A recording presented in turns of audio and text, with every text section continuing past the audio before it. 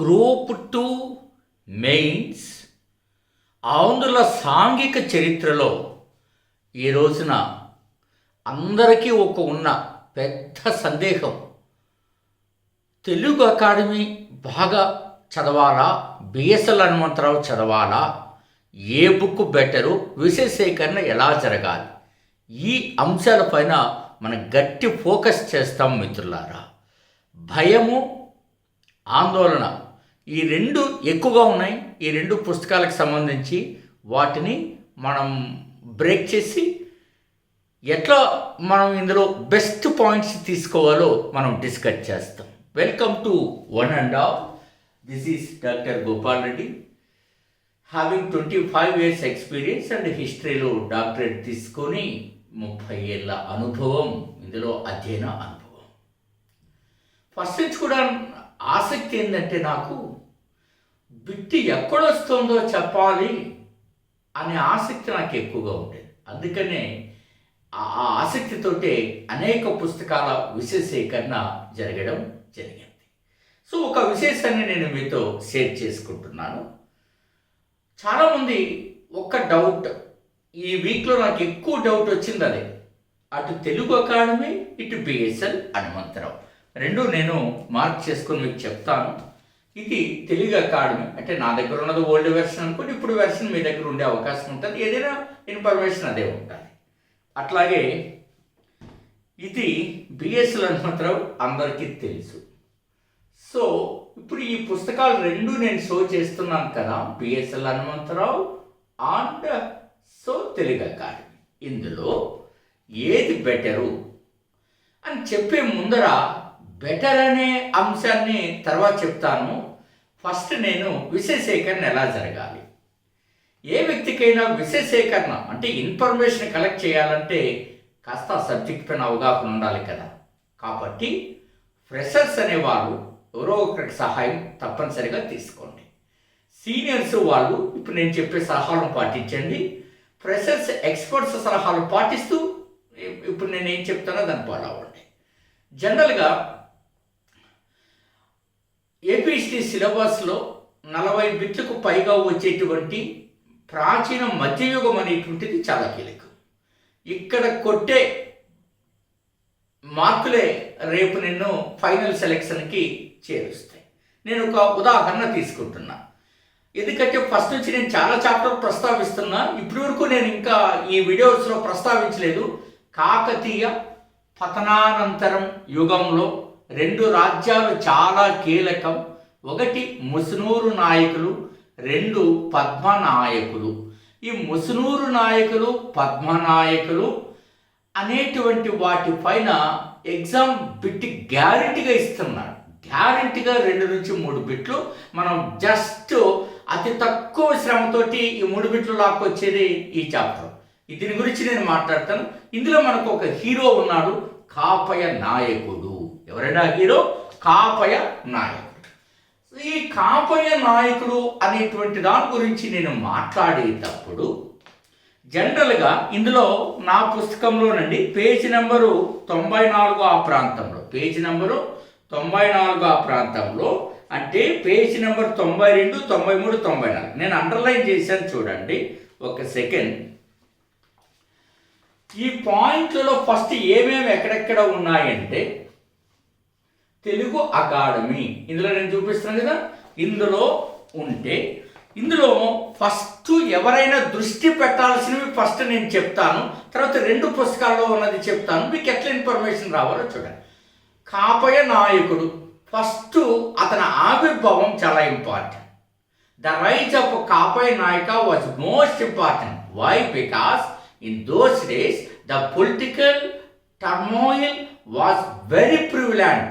కాబట్టి ఆ రాజకీయ పరమైనటువంటి శూన్యత, విభేదాలు చాలా ఎక్కువగా ఆ రోజుల్లో ఉన్నాయి. అలాంటి పరిస్థితుల్లో కాపయ నాయకుడు అనేటువంటి అతను వచ్చాడు. ఎట్లాంటి పరిస్థితుల్లో వచ్చాడు? ఒకవైపు ఢిల్లీ సుల్తాన్ కాకతీయ లాంటి మహాసామ్రాజ్యం మెడలు వంచి దాని చరిత్ర కాలగర్భంలో కలిసిపోయేలా చేసిన సందర్భంలో కకావికలైనటువంటి తెలుగు నేల తురుస్కుల దాడులతో భయంగా బిక్కుమంటూ చెట్టుకొక్కరు పుట్టకొక్కరు ఆ మూలకొకరు, సందుకొకరు, గొంతుకొకరు పాడుపోయినటువంటి నాటి రోజులలో ప్రళయ నాయక ముసునూరు నాయకుల స్థాపన మనకు చాలా కీలకం. అలాంటి ప్రళయ నాయకుడి తమ్ముడే, అంటే వారి పినతండ్రి కుమారుడే ఈ కాపయ్య నాయకుడు. కాబట్టి ఫస్ట్ కాపయ్య నాయకుడు అనేటువంటి అతను తొలిసారిగా ఓరుగల్లు కోట ధ్వంసమైన తర్వాత దానిపైన తెలుగు పతాకాన్ని మళ్ళీ ఎగరవేసి ఆంధ్ర సురత్రాణ ఆంధ్రదేశాధీశ్వర అనే బిరుదులు పొందాడు. ఇది నీకు ఈ పాయింట్ నీకు తెలుగు అకాడమీలోనూ ఉంది. ఆంధ్రదేశాధీశ్వర, ఆంధ్ర సురత్రాణ అనే పాయింట్ దీంట్లోనే ఉంది. అలాగే ఇక్కడ నుంచి మీరు నా అబ్జర్వేషన్ గమనిస్తారు కదా. సో రెండిట్లో పోల్చి చెప్తా. నేను 25 పుస్తకాలు అధ్యయనం చేసిన చరిత్ర వరకు కాబట్టి వాటిలో నేను కొత్త అంశాలు జోడిస్తాను. ఎట్లా మీరు ఫైన్గా వస్తారో చూద్దాం. ఇందులో ఇది కూడా నేను ఇందులో తీసుకుని ఇందులో కూడా మీకు చెప్తాను. ఇందులో కూడా ఉన్నాయి. ఇందులో కూడా ఇదిగోండి, కాపయ్య నాయకుడు. ఒక్క సెకండ్ అండి.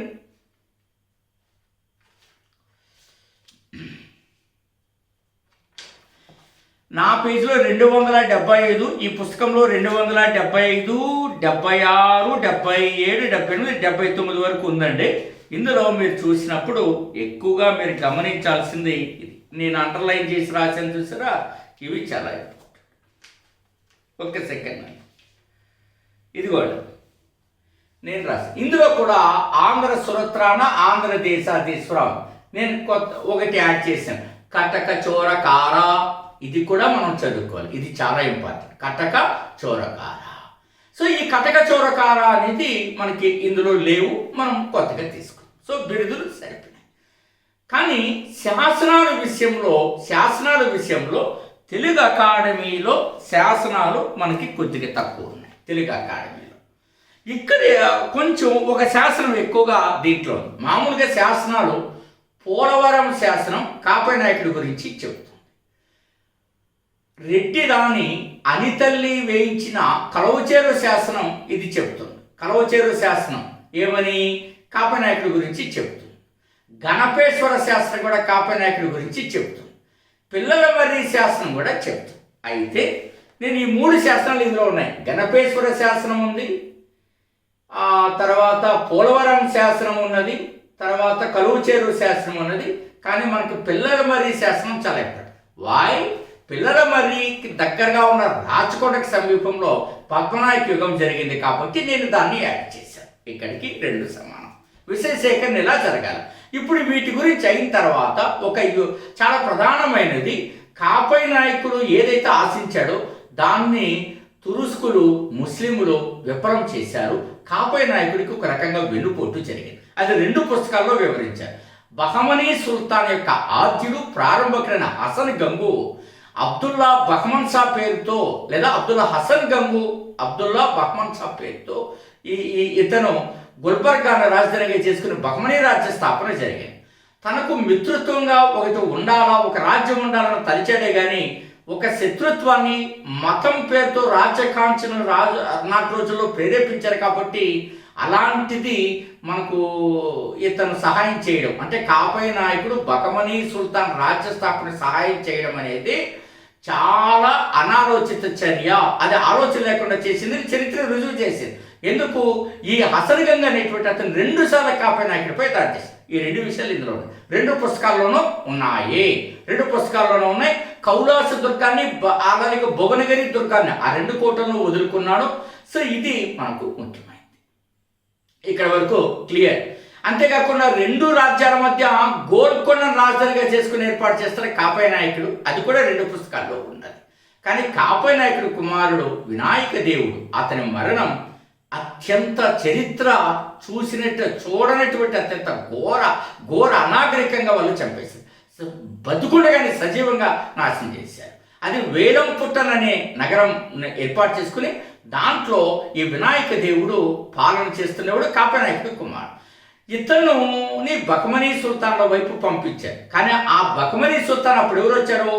మహమ్మద్ షా వన్. ఇక్కడ గుర్తుపెట్టుకోవాలి, బకమనీ సుల్తాన్లో మహమ్మద్ షా వన్ ఉన్నాడు, మహమ్మద్ షా టూ ఉన్నాడు, అక్కడ ఇంకా తాజుద్దీన్ ఫిరోజ్ షా ఉన్నాడు. ఇక్కడ మనల్ని కన్ఫ్యూజ్ చేస్తాడు.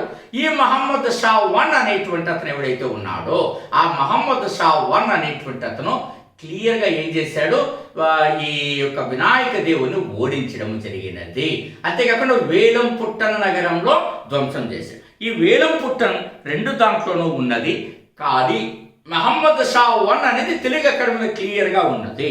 ఇక్కడ కాస్త క్లారిటీ, బహ్మనీ సుల్తాన్ ఓడించడం కానీ మహమ్మద్ షా అనేది ఉండదు. ఇది మీరు చాలా క్లియర్గా తెలుసుకుంటారు. మహమ్మద్ షా అని మాత్రమే ఉంటారు ఎక్కడ బిఎస్ హనుమంతరావు.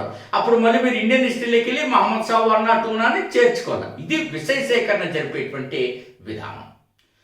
సో ఇలా ఉన్న తర్వాత బహమనీ సుల్తానుకు ఇతను సహాయం చేశాడని ఎవరు చెప్పబడడం జరిగింది?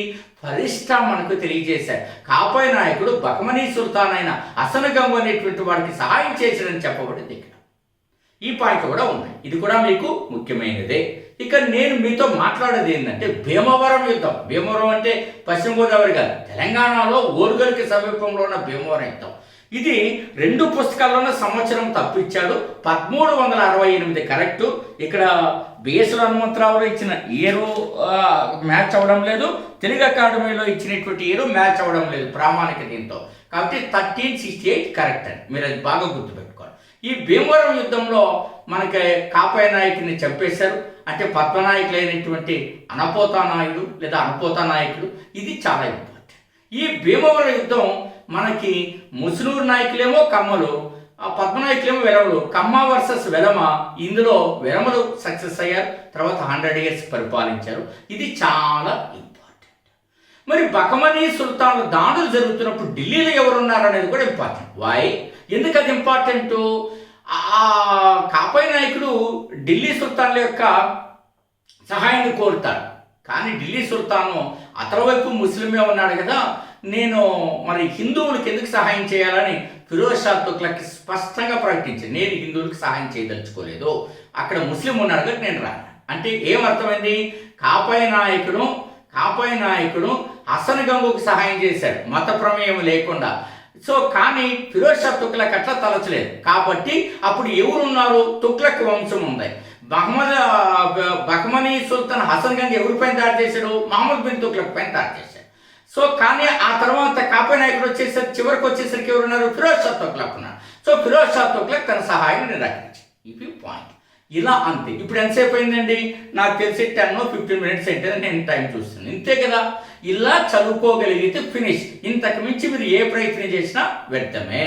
కాబట్టి ఆంధ్ర సురత్రాణ, సో ఆంధ్రదేశాధీశ్వర, కటక చోరకార, వేలం పుట్టననే నగరం, వినాయక దేవుడు, గోల్కొండ రాజ్యం సరిహద్దుగా ఉండడం, కౌలాసు దుర్గాన్ని భువనగిరి దుర్గాన్ని కోల్పోవడం, ఫిరోజ్ షా తుగ్లక్ సహాయాన్ని కోరడం, సో మనకి పోలవరం శాసనం, పిల్లలమర్రి శాసనం, గణపేశ్వరం శాసనం, కలువుచేరు శాసనాలు కాపాయ నాయకుడి గురించి చదివేటప్పుడు మీరు చదవాల్సిన అత్యంత ప్రముఖమైనటువంటి అంశాలుగా మీరు గుర్తుపెట్టుకోవాల్సిన అవసరం ఉన్నది భీమవరం యుద్ధం. That's all.